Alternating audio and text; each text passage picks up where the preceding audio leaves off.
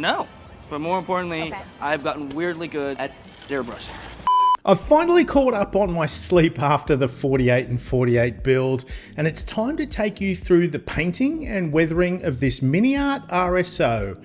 And keep an eye out during the video for your chance to win a brand new Gaahleri Airbrush.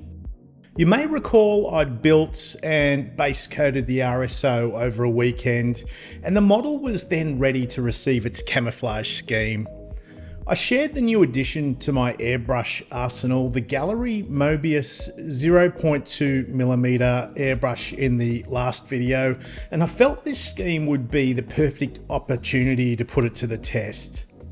I'd previously mentioned I didn't intend to lighten those base grey tones, but given there was black lettering on the driver's door, it would have all but disappeared if I hadn't added some highlights. It's only subtle and achieved by adding some white to that dark grey colour I sprayed initially. The decals were applied and the painting could begin. As a word of warning, those decals were extremely thin, so take care when handling them to avoid damaging them. The scheme I've chosen is the scheme from the box art, with the ode to one of the crew's girlfriends, I'd imagine, painted on the doors. The scheme was so unique I knew I had to try and paint it, and I was even more encouraged when we managed to get our hands on that elusive reference pic of the vehicle. I'd used the Gaahleri Airbrush for the base colours, but it was applying the white where the precision would be crucial. I don't usually paint with a 0.2mm airbrush, and I found that I could bump the air pressure up slightly to around 18 psi.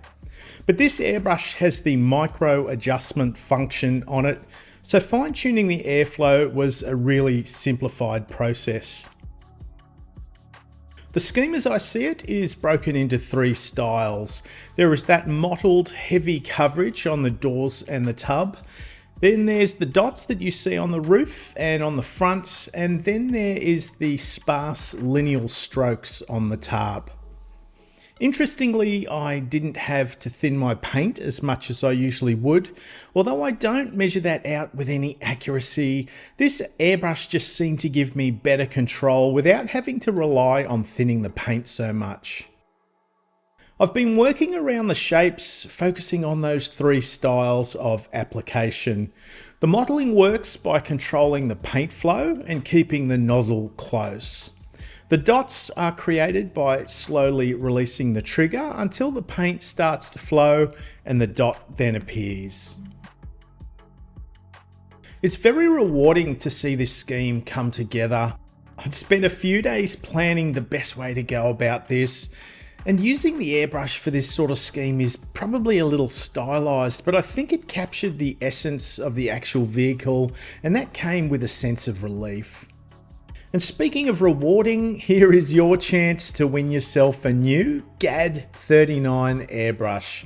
Gaahleri have generously sent me this beautiful airbrush to give away, and all you have to do to enter is make sure you are subscribed and of course like this video, and in the comments down below include the phrase "cool camo," and then you'll be in the draw to win.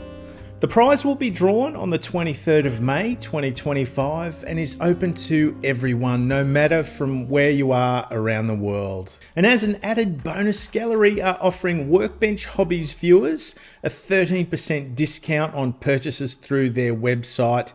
Use the code WorkbenchHobbies at checkout. And just for the record, I have no commercial agreement here other than wanting to pass on this offer to this community. So far, I'm loving this airbrush, and I'm sure you will too.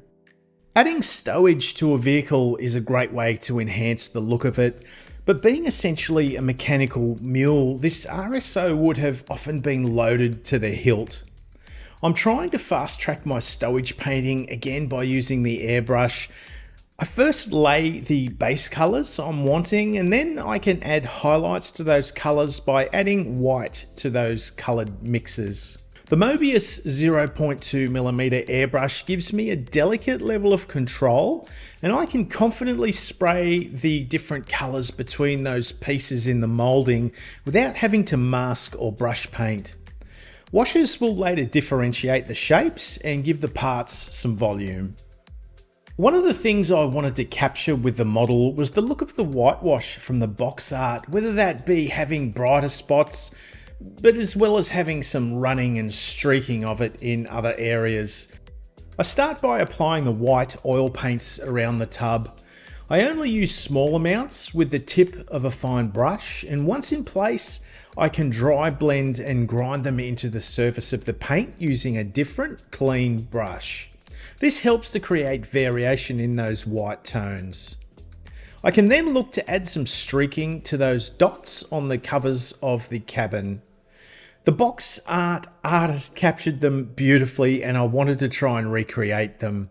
By applying small dots of white oil paint and then dragging them in a downward motion with a brush that's moistened with white spirit, I start to recreate that effect. It's important not to flood the model or the brush with the white spirit. It will just strip the oil paint off. That brush only has a hint of that white spirit, and that's all that should be required. A whitewash scheme, or any camouflage scheme for that matter, can tend to visually steal some of the shapes and the panel lines from around the model, so the best way to re-establish them is by using a wash. My white oil streaking will be affected if I'm not careful with my enamel application, and you could apply a layer of varnish at this stage. That would be a lacquer or an acrylic varnish if you were concerned. But I throw caution to the wind and just start applying my enamel paint wash through those panel lines. I started the process using a winter streaking grime colour. It was okay, but I felt the colour was way too brown and was just looking dirty and was taking away from the subtlety of that paintwork. I moved to a blue-brown and started moving my way around the shapes. The blue-brown made a world of difference and seemed to perfectly complement the paintwork rather than dominate it. I can apply it over the areas I'd applied the streaking grime previously without fear of damaging it, because they're both enamel paints and will mix with each other. Once the wash was dry through the aid of a blast from a hairdryer, I can start refining and tidying up any untidy parts of that wash I just applied. A soft makeup sponge makes light work of the soft enamels over those lacquer paints. There is something really satisfying about seeing the model after the pin wash stage. I'm sure you know what I mean. You know it. I move to the tarp and apply the wash here again, only this time I'm using a brown for DAK vehicles from AK Interactive. I'm using the brown here because it complements better the tones of that tarp and helps present it look in a more natural way. By creating a puddled wash on the roof, I'm also hoping that that will create a stained look that might have been the result of water sitting through those sagged recesses. And again, that makeup sponge is the perfect tool to tidy the look. I'd partly painted the stowage earlier, so it was now time to install it in the tray. The stowage is going to be all but hidden, so I didn't want to waste too much time on it, but knew it had to present like the vehicle was trudging its way through Russia and was serving some purpose. A combination of oil drums and 3D printed sacks were integrated together using a green stuff putty as the visual glue to hold them all together. I'll add a wash to them shortly, but in the meantime, they were glued in place with a spot of super glue. Oh, a spoonful of slurry will cure what ails you. I've said it before, but I have a love-hate relationship with pigments, and I'd been stalling this process purely to avoid the cleanup. But here we go. I make a slurry of pigment using the dark earth pigment mixed with the dark mud enamel paint. Now, pigment alone needs something to bind it to the model, which is why mixing it with the enamel color is a good tactic. The paint will help it bind, and the pigment should add a volume and texture to that mix. I begin by roughly applying that slurry to the underside of the model in the places most mud would build up. Now, if you have reference, then great, but really this is generally speaking a matter of logic more than anything. Once that slurry is in place, a sponge moistened with white spirit can be used to stipple at the edges and soften out the transitions from the colour of the mud to the colour of the model. The underside gives me the confidence in this process and in that mix, so I can move to applying the paste around the lower edges of the cabin and the tray, as well as around the wheels and tracks. The edges of these mud splashes can either be feathered using that sponge technique again, or I can use a soft brush moistened with white spirit to do a similar thing, but with a different result.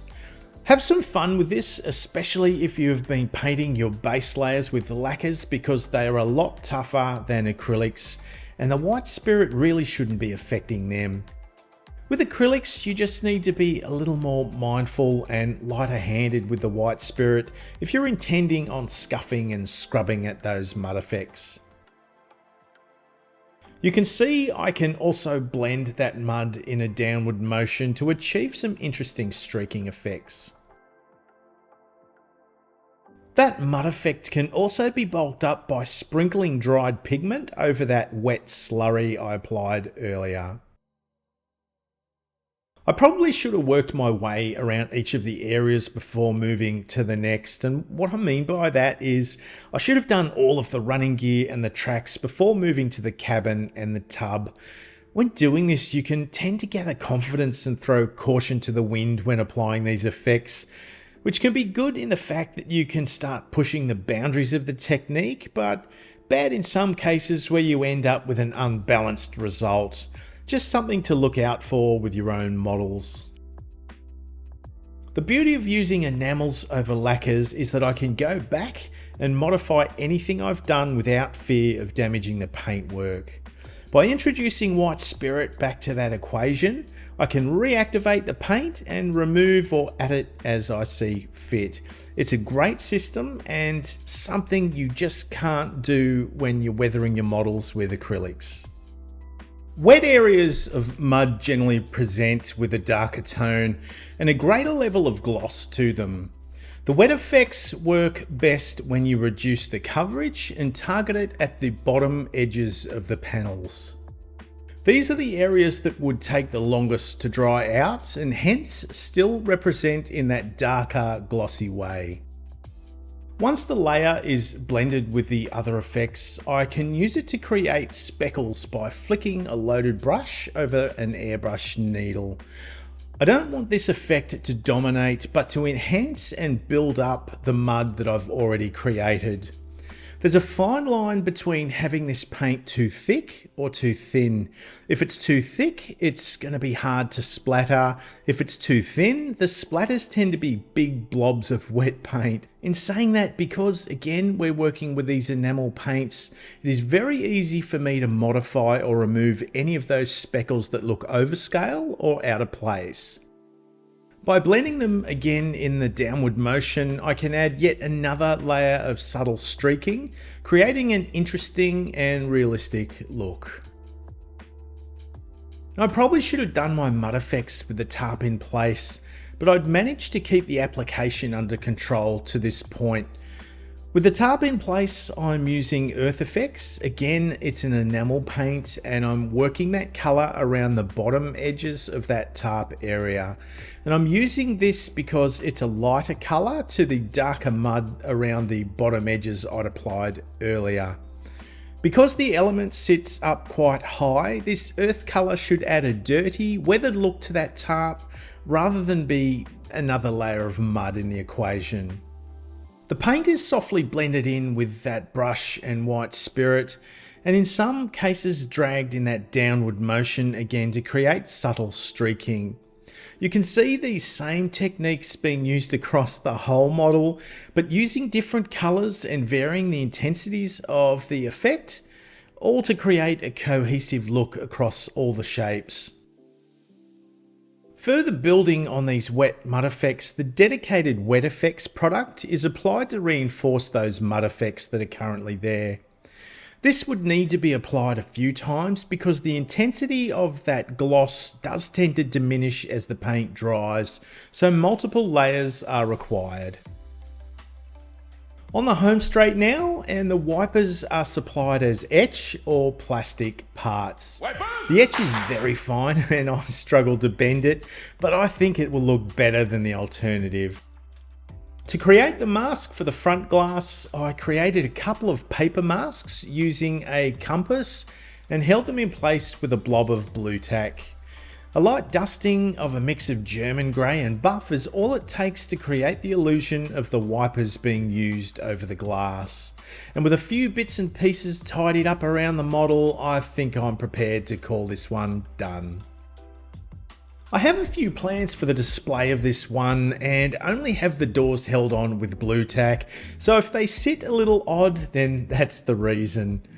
I tried to fit the Miniart driver figure from one of their latest figure sets without much luck, and I was surprised at how difficult it was to source figures for this one.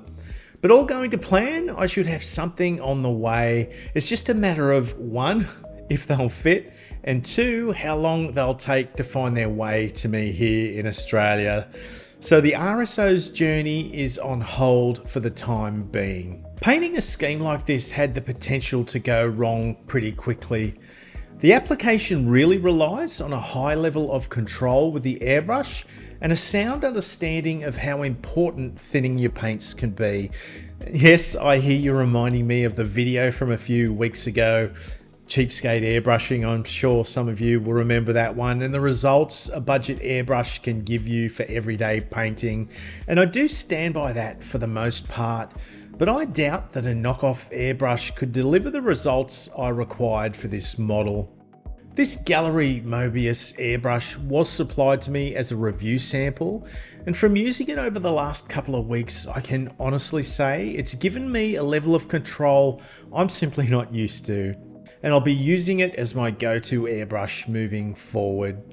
Don't forget to enter that competition, and don't forget to claim that 13% discount code if you're interested in picking up an airbrush for yourself. As always, my Patreons are the glue that hold this all together, and I take great pleasure in sharing some of their works with you on screen now. I love sharing ideas and helping that community with their own models and watching us all grow as hobbyists. If it's something you'd like to be part of, then please check it out. I've left the link down below. It would mean the world to me. If you've learned something today, please hit that like button and consider subscribing. It really helps me a lot and helps me grow this channel. And remember guys, you know the drill. This is the greatest hobby in the world. Share it with your family and share it with your friends, and let's be proud of what we do. Until next time, I will see you soon. The airbrushing job is awesome.